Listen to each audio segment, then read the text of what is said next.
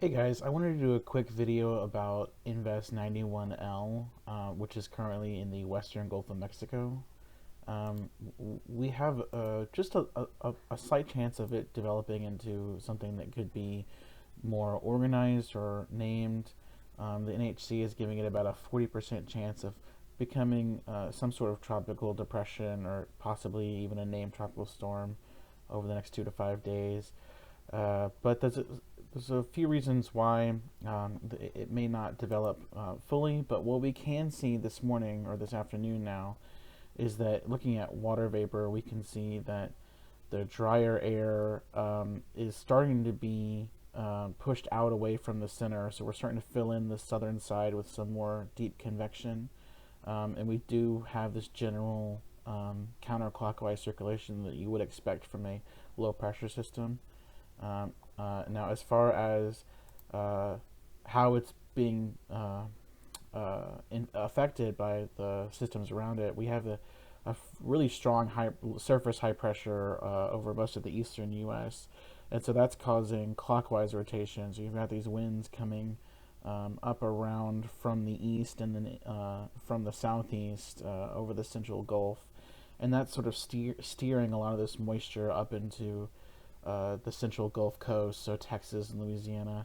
And looking at our 850 millibar winds, you can sort of make out the circulation here. You've got winds coming from the south, and then from the east, and then from the north, and then from the southwest. So you can kind of see our circulation here off the coast of southern Texas in the western Gulf of Mexico. That's our invest. It's probably not going to strengthen too much. Like we said, it's still struggling to get rid of some of the dry air. These darker colors represent the drier air towards its center, even though it is developing some convection along the south side.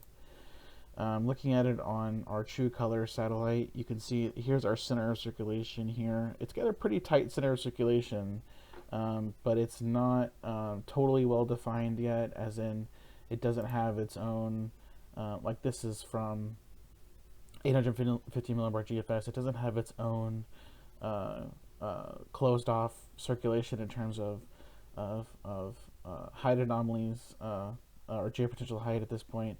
But we do have sufficient cyclonic vorticity, so we know that there is some cyclonic rotation there.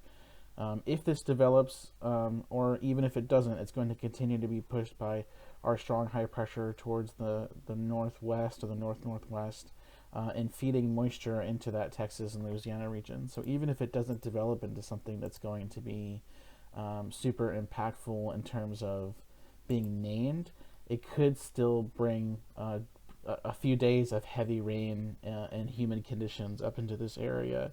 We can see that this is our total precipitable water from the GFS model.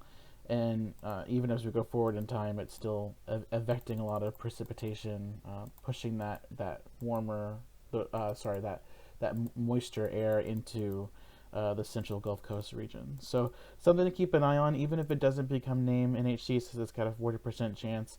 That's not really, even if it doesn't have a name, that's not what we're worried about here. We're worried about heavy rain over the next few days. So pay attention to this through the weekend. We'll see if it brings any more heavy rain. We already know that Baton Rouge had that flash flood emergency just a few days ago that poured water into hundreds of homes.